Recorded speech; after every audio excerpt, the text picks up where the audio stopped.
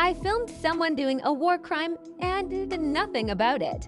This happened over 20 years and in different country than I was born live in. I was touring the world because I was dumb young guy with a small inheritance from my grandpa who had passed. I met these cool young soldiers Milita men. In this country I had accidentally the border into with my friends. These guys pointed guns at us and we thought we were dead for sure. But they checked our passports and they saw that we were also from a third world shithole but on a different continent and decided not to take us for ransom. We couldn't leave their camp about of 250 men because the multi-factional civil war was raging on every side and it was not safe to leave.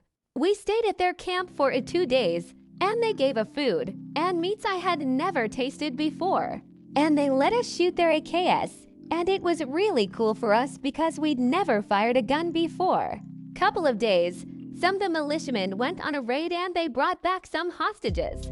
The women were separated and taken away. We never saw them again. There were about 5 or 6 boys men in the middle of the camp, and they were tortured for the next 2 days. 2 of them died in their cages. It was horrifying. The lieutenant took the rest of the prisoners to a clearing and made my friend hold his camera while they hacked at the prisoners' limbs. It's still scarred to my mind.